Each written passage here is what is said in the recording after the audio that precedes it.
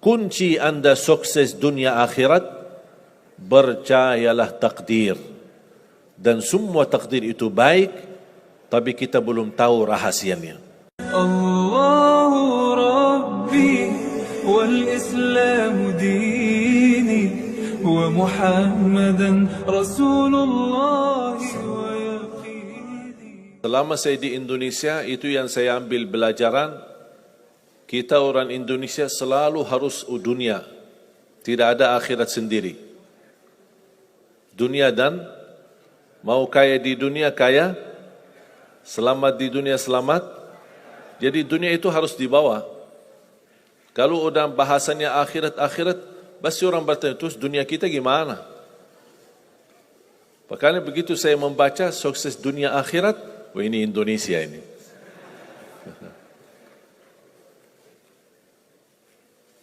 Bahkan hampir setiap ibadah kita pasti yang dikejar dunia. Saya sudah dakwah sebelum di Indonesia, di mana-mana.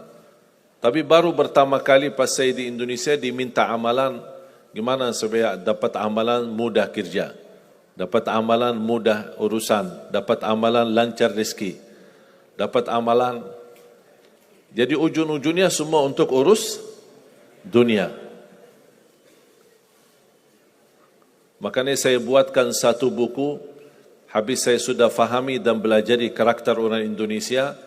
Orang Indonesia dah mau yang ribet-ribet, mau yang mudah, yang enak dan masuk surga. Betul? Makanya saya buatkan satu buku, 20 amalan mudah tapi pahalanya sangat menakjubkan. Mudah diingat, mudah dihafal, mudah diamalkan, tapi pahalanya sangat luar biasa. Bapak Ibu jamaah sekalian, kalau benar-benar ingin Anda sukses dunia akhirat, harus kita percaya sepenuhnya takdir. Kuncinya di situ. Percaya sepenuhnya takdir. Takdir itu menjadi salah satu rukun iman. Rukun iman ada berapa? 6. Rukun Islam? 5. Salat berapa waktu? 5 atau 4? Yakin 5. Soalnya benar tak salat subuh.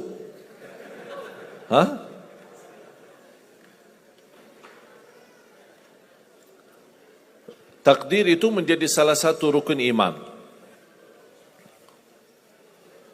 Tapi banyak di antara kita yang belum percaya sepenuhnya soal takdir.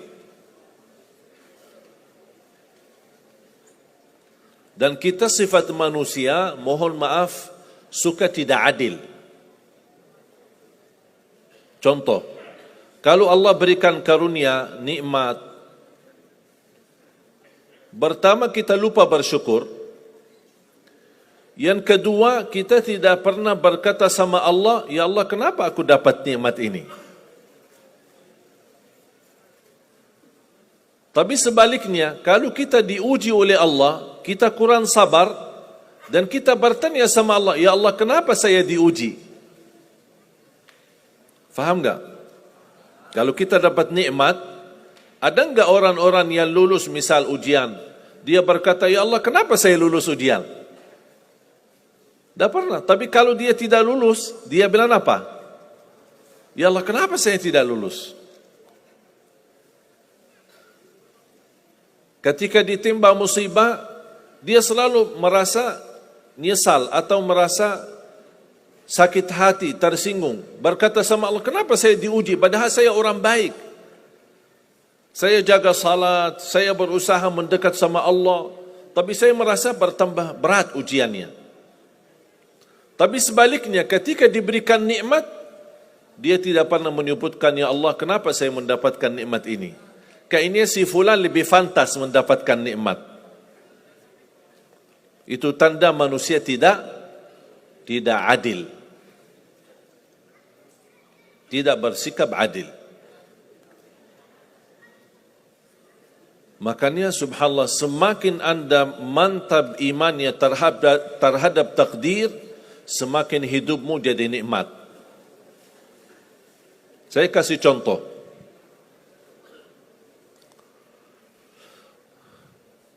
Tidak ada persoalan masalah takdir baik. Itu bukan masalah bagi kita.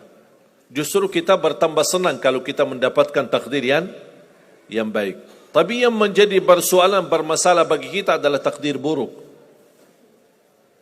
Ketika ditimpa musibah, ketika ada ujian, ada sakit, kesulitan, penghasilan yang tidak mencukupi, dan banyak masalah keluarga, masalah rizki, masalah sama majikan, masalah di kerjaan, itu yang membuat banyak beban fikiran.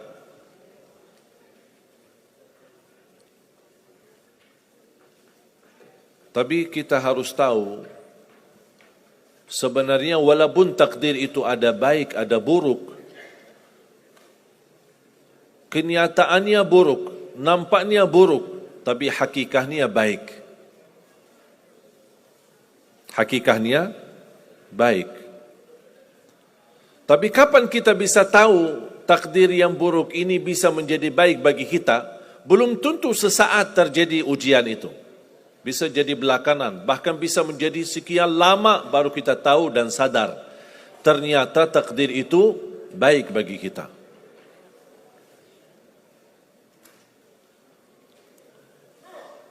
Saya kasih contoh melalui cerita. Saya buatkan satu cerita ingin memberikan pesan kepada orang muslim, orang beriman, betapa besar karunia Allah dan pertolongan Allah melalui takdir. Ada seorang berdoa, dan saya yakin anda semua berdoa. Setiap berkesempatan, setiap salat, setiap sujud atau tahajud, duha, pasti anda semua berdoa. Ada yang diinginkan, ada yang hajat-hajat yang belum terkabul, belum tercapai. Bertemu orang salih, bertemu ulama, bertemu habib, minta didoakan, tolong doakan, semoga lancar urusan saya, semoga dapat jodoh, semoga insya Allah dapat keturunan, semoga hasil dan rezeki yang saya dapatkan menjadi barakah dan bermanfaat bagi saya dan keluarga. Ada orang berdoa kepada Allah Subhanahu Wa Taala. Mohon jamaah sekalian dengar cerita ini baik-baik, karena ada pesan hikmah yang kita bisa ambil.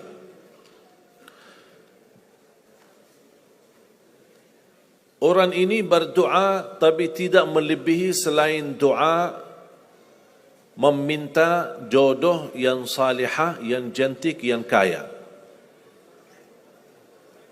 Itu aja doanya, dari yang lain. Setiap salat, ya Allah, jodoh yang salihah, yang cantik, yang kaya. Tahajud, ya Allah, jodoh yang salihah, yang cantik, yang kaya. Doa pas buka puasa, itu aja doa, tidak ada yang lain. Tidak minta ampun, tidak minta rahmat, tidak minta karunia, tidak minta keselamatan. Butuh banget ini jodohnya. Dapat rezeki sedikit, dapat kemudahan berangkat haji. Selama dia berhaji, selama dia tawaf 7 kali, itu aja doanya. Ya Allah, jodoh yang salihah, yang cantik, yang kaya. Safa Marwah sa'i, ya Allah, jodoh yang salihah, yang cantik, yang kaya. Tak ada yang lain. Ketika satu malam dia sudah di tengah air, berjalan malam hari santai-santai di kampung sambil membayangkan jodohnya, menghayal bagaimana cantiknya. Pas di dalam perjalanan dikejar anjing. Dia lari, dan justru anjing semakin lari semakin dikejar. Makanya kalau ketemu anjing jangan lari. Akhirnya anjing berhasil gigit kakinya, berdarah. Datang mobil ambulan, dibawa ke rumah sakit. Di dalam mobil ambulan dia merasa menghadapi ujian dan dia berkata, ya Allah, selama ini saya berdoa minta jodoh yang salihah, yang cantik, yang kaya, masa dikirimkan anjing? Dia belum tahu ada apa. Dan ini yang sering kita lakukan, terlalu cepat respon dan berkata yang tidak baik ketika kita diuji oleh Allah. Sedangkan kita belum tahu apa yang akan terjadi sesudah itu. Ambulan dibawa ke rumah sakit dan subhanallah dirawat di rumah sakit seorang dokter yang cantik, yang salihah, yang kaya, jadi jodohnya. Ada hikmah enggak digigit anjing? Buruk enggak kejadian itu? Buruk, digigit anjing pasti buruk. Tapi ternyata di dalam keburukan Allah menyediakan sesuatu kebahagiaan, sesuatu kebaikan, tapi kita belum tahu. Ternyata Allah sudah kabulkan doanya. Allah sudah kabul. Cuman kadang-kadang proses menabulkan doa itu ada di antara doa kita yang memang prosesnya lewat takdir buruk. Allah sudah kabul. Kata Allah, aku sudah kasih. Tapi tunggu. Seperti ini orang, doanya terus, ya Allah jodoh yang salih, yang cantik, yang kaya, jodoh yang salih, yang cantik, yang kaya. Allah sudah kabulkan doanya, tapi jodohnya ada di rumah sakit. Berarti harus sakit dulu. Gimana cara sakit dulu? Allah punya bermacam cara, berbagai macam cara. Bisa sakit, tiba-tiba sakit, bisa apa saja alasannya. Di antaranya tentara Allah yang ada di bumi, semua yang bernyawa makhluk Allah, patuh dan taat kepada Allah Subhanahu wa taala. Di antaranya anjing. Allah perintahkan gigit si fulan biar ketemu jodohnya di rumah sakit. Jalanin tugas. Memang kita menyesal ketika terjadi kecelakaan, tapi kita tidak tahu apa hikmah di belakang kecelakaan itu.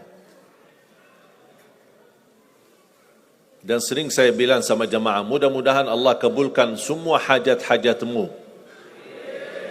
Walaupun digigit, mau enggak digigit anjing dulu?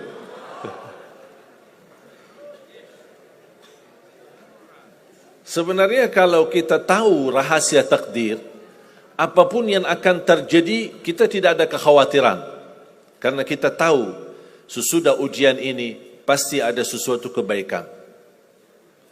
Dan yakini Bapak Ibu, Allah Subhanahu wa taala Maha baik. Allah tidak senang menyusahkan hambanya. Tapi kadang-kadang proses untuk menuju kebaikan ada kesulitan dan tantangan. Seperti cerita seorang bapa yang bercita-cita untuk berhaji. Saya bertemu seorang jamaah, usia sudah mungkin 80-an, 80 tahun lebih. Saya pas bertemu diceritakan ini marbot masjid, ahli masjid. Saya berdialog, bertahun-tahun Masya Allah, kerjaannya hanya lap-lap masjid, bersihkan masjid, jaga masjid.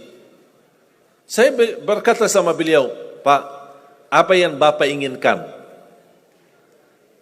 Tahu enggak jawabannya apa? Saya ingin haji. Tapi saya orang tidak mampu. Doakan mudah-mudahan saya bisa haji. Saya bilang insya-Allah Pak, kalau soal haji, soal umrah itu tidak tergantung dengan kemampuan.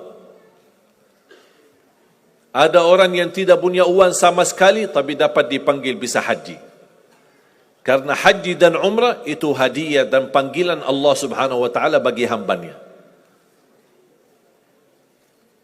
Bahkan justru ada orang yang banyak hartanya tapi tidak tertutup hatinya untuk ke tanah suci.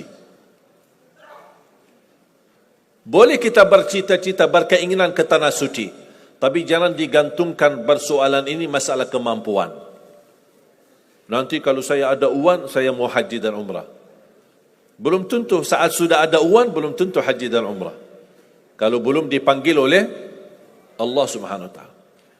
Saya berkata sama beliau, Bapak kalau sudah saatnya dipanggil oleh Allah, pasti Bapak akan berhaji. Tiba-tiba saya menerima telefon dari anak beliau. Habis saya ketemu kira-kira beberapa bulan, saya terima telefon menyampaikan bapaknya kecelakaan. Kok gimana kecelakaan? Apa ceritanya? Dia bilang habis keluar dari masjid,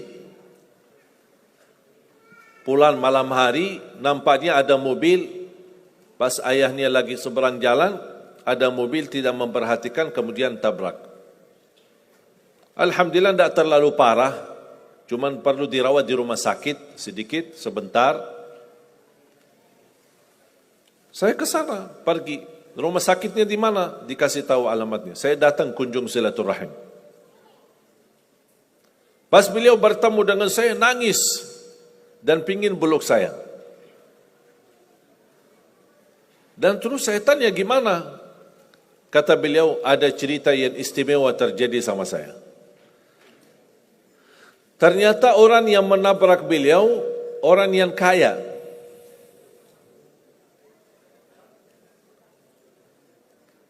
Habis itu orang yang kaya minta maaf sama si bapak ini. Mohon maaf Pak Haji, mohon maaf Pak Haji.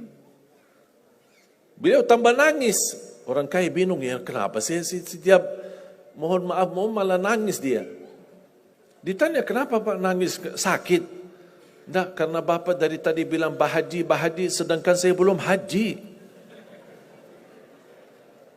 Tertutup hati orang yang kaya, yang dia sediakan biaya haji dan bisa berangkat. Dan kata beliau, betul apa yang disampaikan ketika pertama kali bertemu. Kalau sudah saatnya dipanggil oleh Allah, pasti bisa ke tanah suci. Walaupun ditabrak mobil. Berarti intinya apa? Apa yang saya ingin sampaikan, jangan ada yang merasa menolong atau merasa sakit hati atau merasa tersinggung ketika menghadapi ujian. Merasa belum terkabul keinginannya, Allah sudah kabulkan. InsyaAllah tidak ada di antara kita yang ditolak doanya. Cuman kita mohon maaf kadang-kadang buru-buru. Ingin selalu semuanya cepat. Kadang-kadang kalau terlalu cepat apa yang kita inginkan kita dapat, itu bahaya juga. Dan Allah ingatkan, kalau manusia, Allah tidak sulit menjadikan manusia semuanya kaya. Kalau sekarang saya bertanya, mau enggak semuanya jadi orang kaya? Pasti mau, siapa yang tidak mau? Coba bayangkan, kira-kira sulitlah bagi Allah menjadikan semua manusia di bumi kaya raya? Sulit tidak? Tapi pertanyaan saya, kira-kira berjalan hidup kita enggak kalau kita semuanya kaya? Bisa berjalan lancar? Masa enggak? Semuanya kaya raya.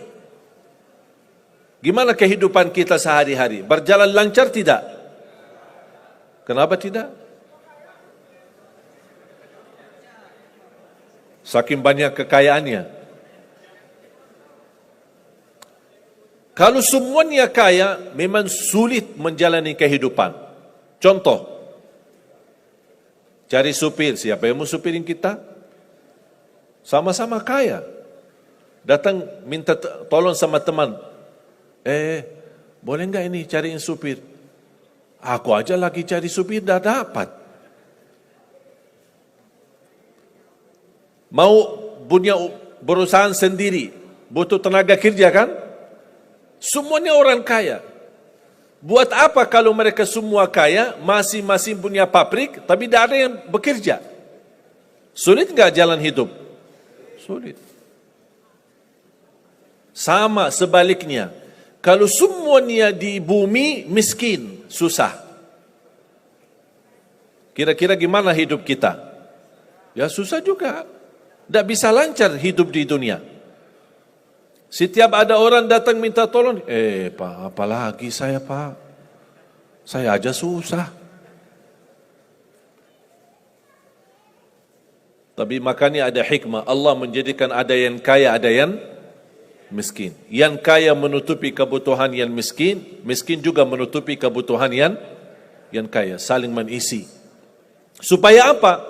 Supaya dunia ini berjalan, hidup kita berjalan.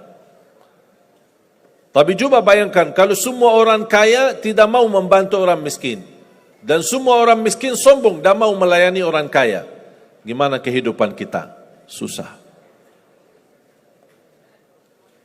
Makanya jemaah sekalian, kunci anda sukses dunia akhirat, percayalah takdir. Dan semua takdir itu baik, tapi kita belum tahu rahasianya.